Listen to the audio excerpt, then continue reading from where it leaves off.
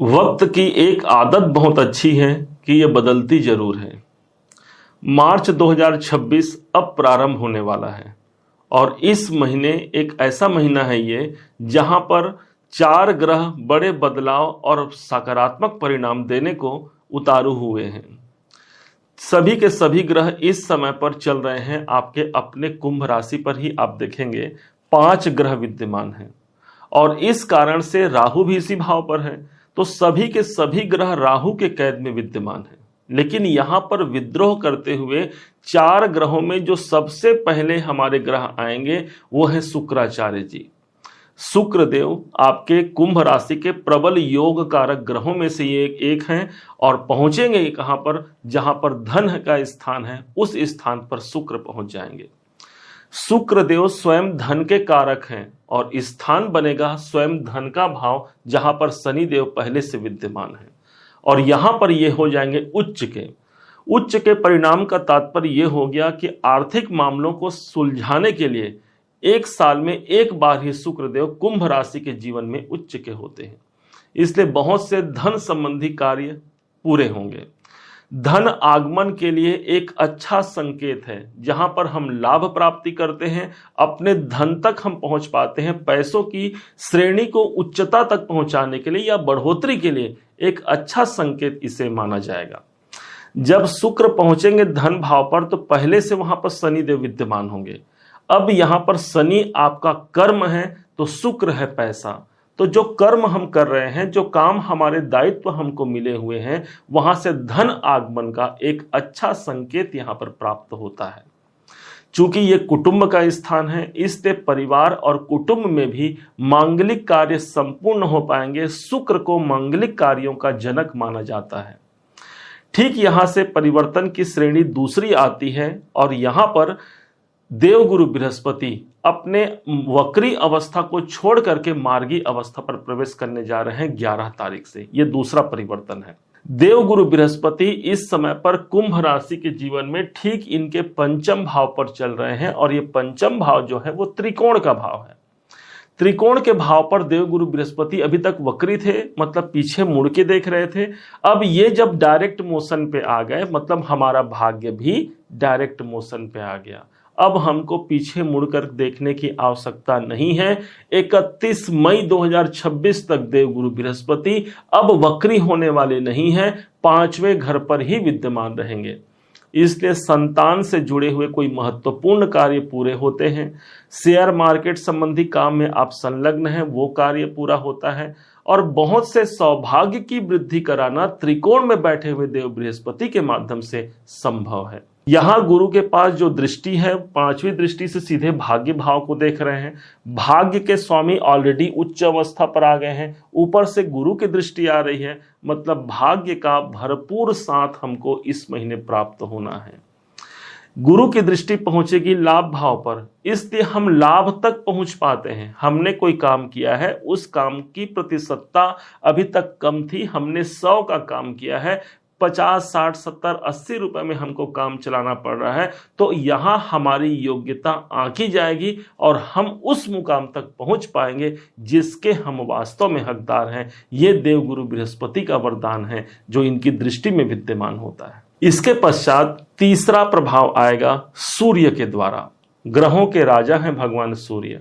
जपा कुसुम संकासम कास्य पेयम महाद्युतिम तमो अरिम सर्व पापग्नम प्रणतो अस्मि दिवाकरम। ये सूर्य देव जहां पर चले जाते हैं अपने गोचर में, वहां पर उजाला कायम हो जाता है और यहां उजाला जो कायम होगा वो ठीक मिल रहा है हमको द्वितीय भाव पर, धन के भाव पर। मतलब यहां अभी तक सूर्यदेव ग्रहण योग में थे राहु के संग। ग्रहण योग पर होने के कारण हमारा हेडेक बढ़ा हुआ था। सूर्य हमारा हेड है तो राहु है प्रॉब्लम, तो कोई ना कोई हेडेक मन में चल रहा था जिसका कोई सामने वो विकल्प होते हुए भी वो विकल्प क्लियर नहीं हो पा रहा था। तो कम से कम वहां पर क्लियरिटी आती है, हेडेक से हम मुक्ति पा रहे हैं।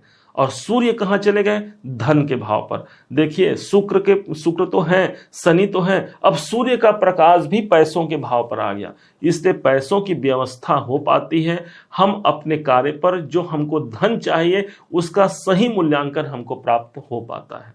द्वितीय भाव पर सूर्य का होना, चूंकि सूर्यदेव सदैव के लिए आपके सप्तमेश हैं, सप्तम भाव व्यापार है, बिजनेस है, तो बिजनेस के स्वामी धन भाव पर गए हैं, दोनों को मिला दीजिए जरा, तो व्यापार से धन की प्राप्ति होना, या दाम्पत्य जीवन में शादी की तलाश कर रहे हैं तो जीवन साथी से हमारा घर बसना, कुटुंब बसना, दोनों का कॉम्बिनेशन ये निकल के आता है। अब चौथा प्रभाव आएगा बुध के माध्यम से। ग्रहों के ये राजकुमार हैं। प्रियंग्युं कलिकाश्यामं रूपे नामं प्रीतम बुधम सौम्य गुणोपेतम तम बुद्धम प्रणमाम्यहम। ये बुद्ध के पास सौम्यता है और अभी तक ये वक्री अवस्था पर थे। इसी महीने मार्च में 20 तारीख जो आता है वहां पर ये हो जाएंगे मार्गी। एक तरफ गुरुदेव तो मार्गी हो ही गए पंचम भाव पर, और ऊपर से अब बुद्ध भी मार्गी हो जाएंगे। बुद्ध का क्या रोल है आपके जीवन पे? तो बुद्ध है आपके पंचमेश, मतलब पंचम भाव पर गुरु मार्गी, और उस जिस घर पर है उस घर के स्वामी भी मार्गी हो जाएंगे 20 तारीख को। और हैं कहाँ? तो आपके अपने राशि पर हैं। तो बुद्ध का संबंध हमारे व्यापार से है, उसका संबंध हमारी वाणी, हमारी एजुकेशन, ये सब बुद्ध के अंतर्गत आता है। तो ये जब डायरेक्ट होंगे मतलब हमारा व्यापार आगे बढ़ेगा, कर्म क्षेत्र आगे बढ़ेगा, वाणी से जुड़ा हुआ आपका कोई काम है, कोई स्पीच से जुड़ा काम है, उसको आप आगे बढ़ा सकते हैं।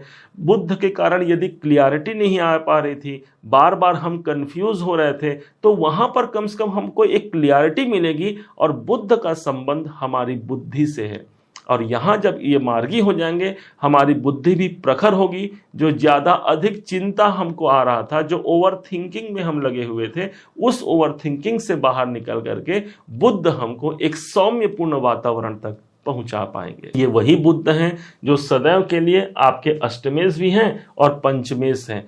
तो इसलिए जीवन में बड़े परिवर्तन का लक्ष्य यदि हमने रखा है तो बुद्ध को मत भूलिएगा। हालांकि ये ट्रांजिट में हो रहा है, गोचर में हो रहा है, लेकिन गोचर का परिणाम एक माहौल हमको पैदा कर देगा कि हाँ, यहाँ पर सकारात्मक और महत्वपूर्ण बदलाव जीवन में आने हैं।